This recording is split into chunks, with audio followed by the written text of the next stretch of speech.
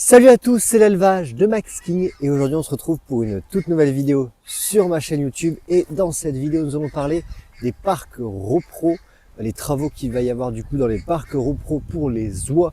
On va voir ensemble comment sont ces parcs, ce qu'ils étaient avant, ce qu'ils deviendront et les animaux qu'il y aura dedans et les animaux qu'il y a actuellement dedans. On va voir tout ça dans cette vidéo. J'espère de tout cœur qu'elle va vous plaire. Si c'est le cas, n'hésitez pas à me le dire en commentaire. N'hésitez pas également à mettre des gros pouces bleus vers le haut, à commenter, à vous abonner, à activer la cloche, ça fait toujours plaisir. Et moi je vous dis bon visionnage.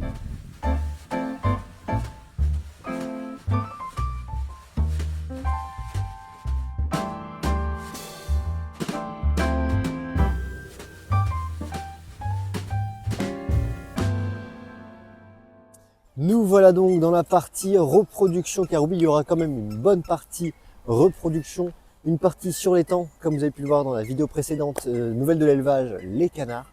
Dans cette partie-ci qui sera divisée en deux, on aura toutes les espèces qui ont la possibilité de reproduire ensemble, par exemple les bernaches à courroux, les oies empereurs, les oies à tête barrée, les oies de Ross, les oies des neiges. Toutes ces espèces-là qui peuvent être dans un espace où il y a plusieurs couples, mais il existe également des espèces d'oies, d'ouettes et de bernaches qui ne peuvent pas se reproduire avec d'autres espèces. Par exemple, l'oie cériops, la bernache des Andes, l'ouette à elbe d'Éthiopie, les casarcas, par exemple les ouettes Magellan, les ouettes à tête rousse, les ouettes à tête grise, etc. etc. Et donc du coup c'est pour ça que ici ce sera la partie des reproductions des oies qui ont besoin d'un seul parc pour un couple. Donc aujourd'hui on va voir ces parcs là, suivez-moi. Regardez juste ici, nous avons déjà commencé avec un parc avec un couple d'ouettes à ailes bleues d'Éthiopie reproducteur de 5 ans. Alors ici on a eu beaucoup de pluie, donc c'est pour ça qu'au début des parcs il y a beaucoup d'eau. On va rehausser tout ça, on va refaire complètement le filet et une partie des grillages et également les portes.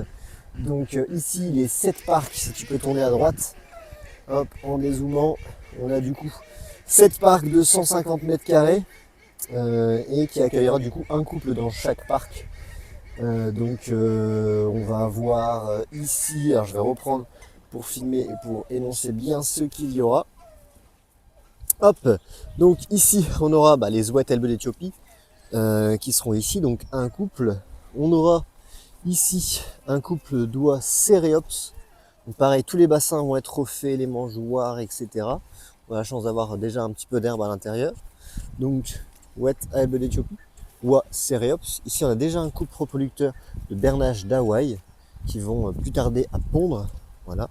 Pareil, le grillage ici a été complètement abîmé à cause de Bart et Homer, les chèvres qui sont maintenant sous clôture électrique. Ici, nous allons avoir un couple de bernaches des Andes. Donc, ce sont des très belles oies, j'adore, je trouve ça magnifique. Donc, ouette elbe d'Éthiopie, cériops, bernache d'Hawaï, bernache des Andes. On aura ici les ouettes à tête rousse. C'est une espèce que j'adore et qui est très jolie. Donc pareil, tous les parcs font 150 mètres carrés. On va refaire les portes, bien évidemment. On va rehausser la totalité des volières. Ici, on aura les ouettes à tête grise qui vont arriver juste ici. Et ici, nous allons avoir un parc qui sera un petit peu plus petit. Et on aura ici les ouettes d'Égypte, mutation blanche. Alors pourquoi il sera un petit peu plus petit? Parce que ici on va refaire la porte qu'il y a juste ici pour qu'on puisse passer avec un ballot de foin. Et donc du coup il sera rehaussé de 20-30 cm. Donc ce ne sera pas trop gênant. Et donc du coup on aura du coup les ouettes d'Égypte mutation blanche. C'est une espèce que je cherche depuis assez longtemps et que je suis pressé d'avoir du coup dans l'élevage. Et donc voilà un petit peu pour ces parcs là. Donc tous les parcs vont être rehaussés entièrement avec un nouveau bassin. On va refaire bien évidemment toutes les cabanes et on va voir ça tout de suite comment ça va. Alors au niveau de ces parcs là, l'histoire un petit peu de ces parcs là, ici c'était les parcs RoPro où je mélangeais les canards et les oies. Donc j'avais les colmogories, les oies frisées, J'avais également les Franconie, les Stenbach, donc toutes les races d'oies que je reproduisais à l'époque étaient du coup dans ces parcs-là. Donc ici, avant il y avait des grosses oies et des canards, l'herbe ne tenait pas tout le temps. Ici on n'aura que deux animaux, donc des oies qui sont bien évidemment plus petites. Si on compare par exemple un couple d'ouettes à tête rousse comparé à un couple ou un trio d'oies frisées avec un trio de canards, par exemple, il y avait les Overberg qui étaient là. L'herbe ne tenait pas, ici on va avoir que deux oies plus petites, forcément l'herbe va tenir, donc ça c'est ce qu'il en est du parc historique. Maintenant actuellement il n'y a plus d'animaux dedans, à part les Hawaï et les ouettes à ailes bleues d'Éthiopie, et du coup on aura les 7 couples, donc je vais vous les reciter. Nous avons les ouettes à ailes bleues d'Éthiopie, les Cériops, les Hawaï, les bernaches des Andes, les ouettes à tête rousse, les ouettes à tête grise et les ouettes d'Égypte mutation blanche. Donc voilà un petit peu pour l'historique et ce qu'il va y avoir dedans.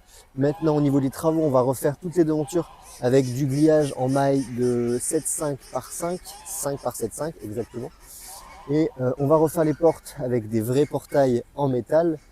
On va refaire ici les devantures en cailloux avec des bassins. Alors les bassins, je n'ai pas encore eu l'idée exacte de ce que ça va être, mais ça va être le plus facile à nettoyer bien évidemment, puisque pour la reprendre les oies, il faut l'eau le plus claire possible. On va remettre des mangeoires grosse capacité, les mêmes partout. On va jeter toutes les vieilles cabanes qui ont plus de 10 ans maintenant, et on va faire des vraies cabanes, des vrais tipis pour les oies avec du terreau et du foin, et elles vont pouvoir reproduire, je l'espère. Si pas, ce n'est pas grave, mais au moins que ça soit assez joli. On va pouvoir se balader, voir toutes ces espèces d'oies et présenter aussi aux gens qui ne connaissent pas forcément ces espèces d'oies, un petit peu avec des panneaux de descriptifs, avec bien évidemment l'origine, d'où ça vient, comment ça se reproduit, puisqu'il y a des espèces, par exemple l'oie Cériops et l'oie bernache d'Hawaï ont une période de reproduction qui est complètement différente de celle de toutes les autres. Elles reproduisent entre décembre et février. Donc quand les autres espèces ne sont pas en période de reproduction. Donc c'est assez sympa aussi de présenter un petit peu toutes ces espèces là. Et donc du coup un panneau descriptif sur la devanture de chaque parc. Et nous allons refaire le filet complètement. Alors je n'ai pas encore l'idée de si je mets des poteaux en bois ou si je mets des poteaux en PVC comme ceci. Dites-moi en commentaire ce que vous trouvez le plus intelligent à faire, et on va en mettre 3 poteaux dans chaque volière, comme ça tout sera rehaussé. Donc pour aller voir les animaux, pour s'en occuper, ce sera quand même vachement plus pratique, et bien évidemment pour les observer, ce sera quand même beaucoup plus joli d'avoir un filet au-dessus de notre tête que s'il n'y en avait pas, et également pour les normes au niveau de la grippe aviaire, et en plus pour éviter aux corneilles de venir manger la récolte des œufs. Ici, je ne ramasserai pas les œufs, ce sera complètement de la reproduction naturelle. Je laisserai les oies couver et élever leurs petits comme bon me semble. Donc je pense que ça sera assez joli au printemps quand tous les oies auront leurs petits, voir un petit peu comment ça va s'organiser. J'aimerais aussi voir, vu que ce sont des oies qui sont assez agressives, pourquoi pas mettre des parevents des brise-vues entre chaque parc pour éviter un petit peu les guéguerres entre chaque reproduction. Alors je sais que ça a un côté positif dans le sens où ça va les booster à faire de la reproduction, le mâle de l'autre côté du grillage avec l'autre mâle d'une autre espèce de l'autre côté du grillage, donc ça pourra apporter une plus-value. Je verrai en fonction des espèces, en fonction bien évidemment du caractère qu'elles représenteront physiquement. Et voilà un petit peu pour tous ces parcs.